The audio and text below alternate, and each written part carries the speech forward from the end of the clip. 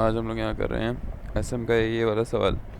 Using Castigliano's first theorem to obtain the expression for the deflection under the single considered rule applied to the मतलब point C पर आपने deflection मालूम करनी है। तो सबसे पहले ये कैस्टिग्लियानो थ्योरम का फार्मूला ये है। इट इज़ एक मिनट, मेरी कॉल आ रही है यार। अभी फार्मूला क्या चीज़ है यार, ये डिफ्लेक्शन मालूम करने के लिए।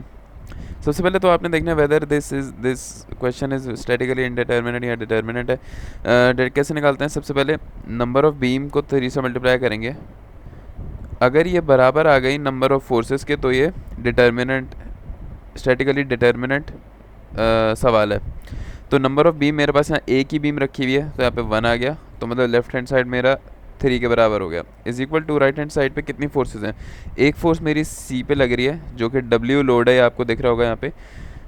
यहाँ पर पिन सपोर्ट है, तो पिन सपोर्ट पे हमेशा क्या आते हैं, दो रिएक्शंस बनते हैं, एक एफ एक्स में एक एफ वाई में। ये आपको रट्टा मारना था एस एम वन से कि पिन सपोर्ट में, बल्कि सर दुरैद ने पहले दूसरे सेमेस्टर में ही कराया था ये कि पिन सपोर्ट में दो रिएक्शंस बनते हैं, सही है, एक्स और वाई में। तो 1 2 3 4 5 हो गया। 3 is not is equal to 5, इसलिए स्टैटिकली इनडिटर्मिनेंट बीम है। ये डिटर्मिनेंट के सवाल से भी हो सकता है, क्योंकि अगर मैं यहाँ पर रोलर लगा दूँ, अगर इस सवाल में यहाँ पर रोलर लगा दिए जाएँ तो यहाँ पर सिर्फ रोलर की रिएक्शन फोर्सेस सिर्फ 1 होती है, सिर्फ एफ वाई में रोलर रिएक्शन देता है। तो 3 इज इक्वल टू 3 है, और ये नॉर्मल तरीके से सॉल्व हो सकता है सवाल, लेकिन क्योंकि इन लोगों ने बोला हुआ सवाल में यूज़ कैसे लाना, तो आपको कैसे लाना यूज़ करना पड़ेगा। यहाँ पर हमने सबसे पहले कैसे लाना फार्मूला लिख दिया, ये है फार्मूला, और आपके पास ये बीम आ गई है, सही है। यार मेरा कर्सर अगर आपको नहीं दिख रहा तो ये यहाँ पर है, सही है, अभी इसे नोट कर लो, ये छोटा सा कर्सर है मेरा, इसको मैं जूम इन कर लेता हूँ, ये रहा, सही है। तो सबसे पहले ये बीम आ गई, इसके अगर मैं रिएक्शन फोर्सेस में ब्रेक करूँगा, और मुझे खुद नहीं दिख रहा असल में, ये आर ए आर बी, और ये एक लोड लग रहा है वाई एक्सिस में। अच्छा, एक्स एक्सिस में जितनी भी फोर्सेज हैं समीशन एफ एक्सिस अगर मैं ज़ीरो करूँ तो क्या लगेंगी? एक ए पे लगेगी एफ एक्स और F Y is equal to zero. F X बराबर हो जाएगी एफ वाई के, जो कि ज़ीरो हैं, मतलब सर ने यही बोला हुआ है, मतलब जाहिर है ना, और कोई पूरे सवाल में एक्स एक्सिस में फोर्स ही नहीं है, तो दोनों बराबर हैं, तो दोनों ज़ीरो हैं। इन दोनों को आपने ज़ीरो कर, तो आपने एक्स को तो कंसिडर ही नहीं करना। यार मुझे नज़र नहीं आ रहा है यार, मेरा कर्सर क्या है यार,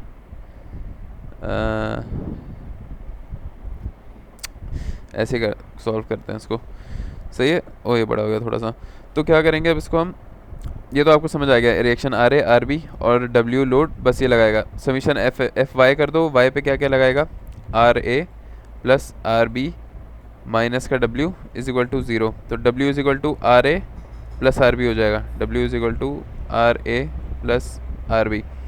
फिर सबमिशन मोमेंट लगा दो, कहीं पर भी लगा दो आप। ये देखो, ये एफ आई लगा दिया, ये मोमेंट लगा दिया। मोमेंट लगाने से क्या होगा, मोमेंट एट ए पे, अगर मैं ए पे मोमेंट लगाऊंगा तो जो आर ए है वो मोमेंट नहीं बनाएगा, क्योंकि इसका परपेंडिकुलर डिस्टेंस कोई है ही नहीं। जबकि मेरा जो डब्ल्यू है, डब्ल्यू यहाँ पे लग रहा है, इसका परपेंडिकुलर डिस्टेंस क्या है, ए। तो डब्ल्यू इंटू ए, मोमेंट में डब्ल्यू इंटू ए माइनस का साइन, क्योंकि ये देखते हैं क्या लिया हुआ होगा, जो डब्ल्यू है वो क्लॉकवाइज घुमाएगा, तो आपने इसको एंटी क्लॉकवाइज पॉजिटिव लिया है, सही। सबसे पहला सवाल, आप पहली चीज़ आपने क्या करनी है बीम में, इसको एक्सटर्नल लोडिंग मालूम करनी है, फिर इंटरनल मालूम करते हैं। तो एक्सटर्नल लोडिंग में पहले सबमिशन एफ वाई करोगे या एफ एक्स करोगे, जो भी है, और मोमेंट आप कर लोगे, उससे एक्सटर्नल लोड्स निकालोगे, फिर काट के इंटरनल निकालोगे। बहुत सिंपल है, बहुत आसान सवाल है, सही है। अगली चीज़ क्या लोड लगा रही है, आर बी। आर बी का कितना डिस्टेंस है, पूरा एल, सही है। R B multiply by L, और आर बी इसको क्या घुमाएगा, अगर ये पॉइंट पे मोमेंट कंसिडर कर रहे हैं, सही है, अगर हम इस पॉइंट पे मूवमेंट कंसिडर करते हैं, आर बी इसको यूँ घुमाएगा, यूँ करके एंटी क्लॉकवाइज घुमाएगा, और हमने एंटी क्लॉकवाइज पॉजिटिव लिया तो आर बी पॉजिटिव आ गया, और डब्ल्यू आपका नेगेटिव आ गया। क्यों? क्योंकि आपका डब्ल्यू क्लॉकवाइज घुमाएगा, दूसरी डायरेक्शन में घुमाएगा। ये आपकी मर्ज़ी, आपने जो भी लेना है। अब क्या हो जाएगा, इसको मैं वहाँ लेके जाऊँगा तो आर बी बराबर हो जाएगा डब्ल्यू ए अपॉन एल के, ये आ गया। और आर बी की वैल्यू आप यहाँ डालोगे तो आर ए की वैल्यू भी आ जाएगी, सही है। आर बी आ गया, दोनों आपके पास, ये आ गया। नेक्स्ट पेज पे चलते हैं भाई। नेक्स्ट पेज पे क्या हो रहा है हमारे पास, अब हम काट देंगे इसको। अब आपने इसको काट देना है ए से लेके सी तक, और बी से सी आपने कहीं अच्छा 2 बार कटेगा ना ये देखो, अगर आपकी लोडिंग यहाँ सेंटर में लग रही है तो ये 2 बार कटेगा। एक बार यहाँ से कटेगा, एक बार यहाँ से कटेगा, क्योंकि जिस तरह यहाँ पे फोर्स लगी रही है, एक फोर्स यहाँ लग रही है, अगर ये W नहीं लगती ना तो हम सिर्फ इसको सेंटर से काट के इसकी इंटरनल लोडिंग निकाल देते। लेकिन मसला ये है, अगर मैं लेफ़्ट टू राइट चलूँ, अगर मैं लेफ़्ट से राइट चलूँ, तो सीन ये है कि अगर मैं यहाँ से इसको काट दूँ तो इसका एक इंटरनल मूवमेंट और इंटरनल लोड जनरेट होगा। कुछ टाइम बाद W कुछ लोड लगा रहा है जिसकी वजह से इसकी लोडिंग डिस्टर्ब हो जाएगी। तो इसका मतलब ये है कि मुझे इसको यहाँ से भी एक बार काट के देखना पड़ेगा कि यार W के बाद कोई इफेक्ट तो नहीं चेंज हो गया। एक मिनट, मेरी कॉल आ रही है फिर से। प्लस एक और पॉइंट ये है कि अब मैंने इसको यहाँ से काटा तो मैं इसको आसान वाली साइड कंसिडर करूँगा। देखो यार, मैं इसको यहाँ से काट के यहाँ से कंसिडर करने के बजाय मैं इसको यहाँ से काट के ये सारी जगह उड़ा दूँगा और मैं अपनी बीम यहाँ से कंसिडर करके यहाँ पे शेयर और मोमेंट लगा दूंगा, क्योंकि मेरे लिए आसान है। दोनों जगह से सेम आंसर आएगा, आपको जो करना है करो। आपको एक बार यहाँ से काट लिया, ये ले लो, और यहाँ से काट के आप पूरी बीम को यहाँ से यहाँ तक कंसिडर कर सकते हो। लेकिन आपकी आसानी के लिए आपने ये करना है कि जब आप यहाँ से काटोगे तो बीम को यहाँ से कंसिडर कर लो, जब आप इसको सी के बाद काटोगे तो आप इसको यहाँ से कंसिडर कर लो, आपके लिए आसानी होगी। तो हम चलते हैं अपने उस साइड की तरफ। ये मैं आपको लंबी करके बता रहा हूँ सिर्फ डिटेल के लिए, बहुत आसान सवाल है, मुझे नहीं लगता इसको पढ़ाने की ज़रूरत थी इतना, लेकिन फिर मैं बता रहा हूँ कि क्या चल रहा है यहाँ पे। इंटीग्रेशन इसकी शायद मुश्किल है। यहाँ पर इसको काट दिया, सही है, ये पहला वाला पार्ट काट दिया, ए से सी तक काटा है, और ये बी से सी वाला काट दिया, सही है। ये सी पॉइंट नहीं है, सी थोड़ा सा आगे है, हमने सी से पहले इसको काटा है, तो इसकी जो लिमिट है वो जाएगी जी, वेट में आता हूँ गाइस। अच्छा तो भाई कहाँ थे हम लोग? ये मेरा कर्सर आ गया, ये रहा। पहला आपने कट किया, डिस्टेंस आपका यहाँ से आपने लिया, ये डिस्टेंस आपका x1 है, शेयर आया, मूवमेंट आया ACRA। देखो अब आप बोलोगे कि यार हमने तो इसको कंसिडर क्यों नहीं किया। अब बोलोगे कि हमने समीशन FY क्यों नहीं किया। समीशन FY भी तो करते हैं, क्योंकि देखो हमें सवाल में ना रिक्वायरमेंट ही नहीं है। कहाँ गया यार ये सवाल, जो कैस्टिक लगाना थ्योरम है यहाँ पे EI ये गिवन होता है सवाल में, यहाँ पर नहीं गिवन क्योंकि यहाँ पे आपने इसके फॉर्म में निकालना, और यहाँ पे मूवमेंट और लोड है बस। आपको शेयर निकालने की ज़रूरत ही नहीं, आपने सिर्फ मूवमेंट निकालना है, इसलिए आपने सिर्फ समीशन FY लिया ही नहीं है। आपने जो भी हिस्सा काटा है आपने सिर्फ उसके लिए मूवमेंट निकाला है, शेयर नहीं निकाला। शेयर मतलब ये वाला, ये नहीं निकाला। Summation movement anti clockwise positive at point O ये वाला है पॉइंट, सही है। यह मूवमेंट लगाओगे तो इस मूवमेंट को इंक्लूड करना लाजमी है, इसको मूवमेंट को इंक्लूड करोगे। कभी भी जिस पॉइंट पर मूवमेंट लगाते हो वहाँ की फोर्सेस मूवमेंट नहीं बनाती, लेकिन अगर वहाँ कोई मूवमेंट लग रहा है तो उस मूवमेंट को आप यहाँ पर लिखोगे लाजमी। मूवमेंट आ गया माइनस का RA multiply by x, x क्या होगा, एक्स अब ये डिस्टेंस हो जाएगा सारा RA के साथ perpendicular distance, RA multiply by x. Minus का क्यों है, क्योंकि ये RA इसको क्लॉकवाइज घुमा रहा है और आपने एंटी क्लॉकवाइज को पॉजिटिव लिया, इसलिए माइनस हो गया। तो मोमेंट आपका ये बन गया, RA की वैल्यू डाली WB अपॉन L जो हमने पीछे निकाली थी, सही है। इसी तरह अगला वाला सेक्शन काट दिया आपने। अब हमने राइट हैंड साइड से काटा है, और अब जो हमारा डिस्टेंस है ना वो नया डिस्टेंस है x2। लिमिट आपको देखनी होगी यार, देखो x1 की लिमिट 0 से A तक जाएगी। ये मैं आपको यहाँ अगर दिखा दूँ, ये देखो यहाँ पर मेरे पास 0 है, यहाँ मेरे पास डिस्टेंस कितना है A, सही है। और यहाँ अगर मैं सिर्फ B की बात करूँ, यहाँ पर मेरा B 0 है, और ये डिस्टेंस यहाँ तक हो जाएगा B, ये डिस्टेंस B है, यहाँ से यहाँ तक का डिस्टेंस A है, सही है। ये क्योंकि ये आपको दिख गया होगा, सही है। तो जो मेरी लिमिट लगी, अगर मैं इसको फर्स्ट करूँ, अगर मैं यहाँ से काटता हूँ तो काटने का मकसद सिर्फ ये होता है कि यार A से लेके C तक कहीं भी कट जाए। हो सकता है वो यहाँ कट जाए, हो सकता है वो यहाँ पर कट जाए, तो आपकी इंटीग्रेशन आप सिर्फ इसीलिए करते हो। तो इंटीग्रेशन की जो लिमिट है वो ज़ीरो से लेकर मैक्सिमम डिस्टेंस, मतलब यहाँ तक, ये A है ना, ये ऊपर आपको दिख रहा है, ये डिस्टेंस A है, तो यहाँ तक आएगी। जबकि जब मैं इसको यहाँ पर काटूँगा तो हो सकता है मैं इसको यहाँ काट दूँ, हो सकता है यहाँ काट दूँ, तो उसका जो डिस्टेंस आएगा वो 0 से लेकर B तक आएगा, सही है। जो इंटीग्रल लगेगा 0 से B तक लगेगा। अब एक और चीज़ आपने कंसिडर करनी है कि यार देखो, अगर आप मैं आपको दूसरे तरीके से भी बता दूंगा, अगर आपको कभी दिल चाह रहा हो लंबी करने का। अगर आपने फर्स्ट करो एक कट यहाँ कर दिया, दूसरा कट यहाँ कर दिया, और आपने ये वाली बॉडी के बजाय ये कंसिडर कर ली सेकेंड कट में, तो आपका डिस्टेंस क्या होगा, यहाँ से यहाँ तक A होगा, A प्लस ये हो जाएगा A प्लस एक्स। तो ये जो आपको पूरा डिस्टेंस ये होगा A प्लस x1, या x बोल दो, a प्लस एक्स डिस्टेंस होगा, सही होगा। और आपकी जो लिमिट लगेगी, लिमिट आपकी कहाँ तक लगेगी, where x is equal to 0 से b तक, क्योंकि आपकी x की स्टार्टिंग यहाँ से हो रही है। ये तो आपको a पता है ना, या फ़र्ज़ करो अगर आप इस पूरे कोई a ले लो, x ले लो कि यहाँ से यहाँ तक का मेरा डिस्टेंस ही x है, सही है। तो आपकी जो लिमिट है वो 0 से जाएगी l तक जाएगी, फिर आपकी जो लिमिट है वो 0 से l तक जाएगी। ये l पूरा डिस्टेंस है, तो 0 से l तक जाएगी, या आप बोल सकते हो कि 0 से a प्लस x तक जाएगी, और x की लिमिट 0 से b तक जाएगी। ये हैवी बात है मैं कह रहा हूँ, ये आपको समझने की ज़रूरत नहीं है। अगर आपको कन्फ्यूजन पहले से होगी तो आपको समझ आ जाएगी, अगर आपको इसके बारे में बिल्कुल भी नहीं पता है तो आपके बिल्कुल ऊपर से जाने वाली है और आपको समझने की भी ज़रूरत नहीं है।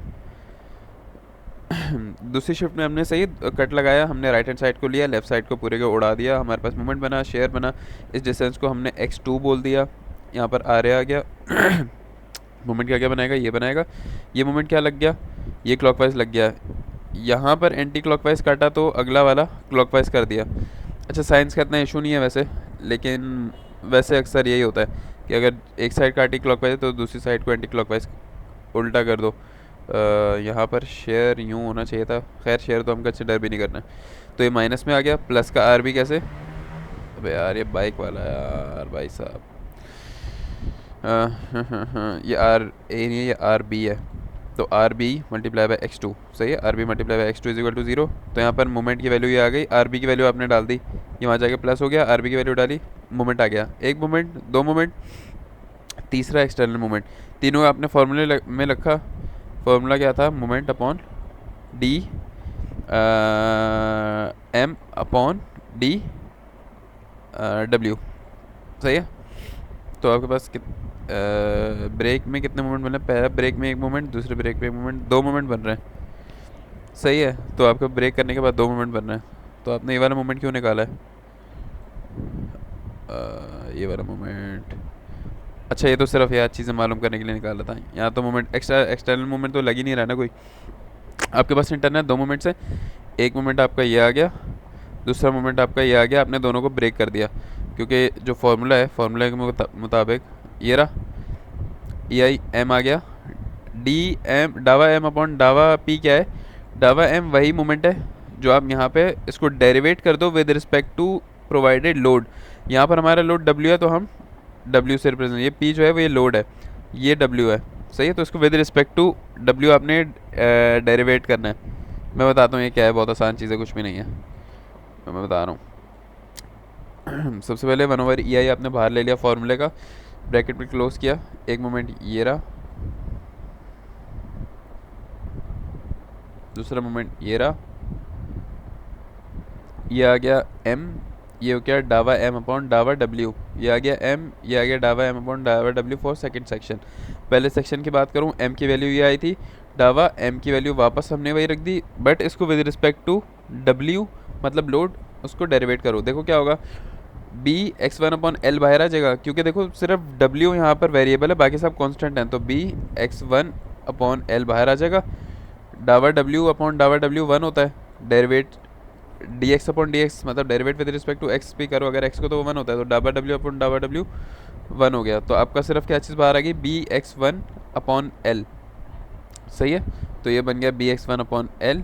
इसी तरह यहाँ पर भी यही हुआ, ये आ गया मोमेंट, ये आ गया डावा वही मोमेंट अपॉन डावा w, इसको विद रिस्पेक्ट टू डावा करोगे तो आपके पास ax2 अपॉन l बाहर आ जाएगा, सही है।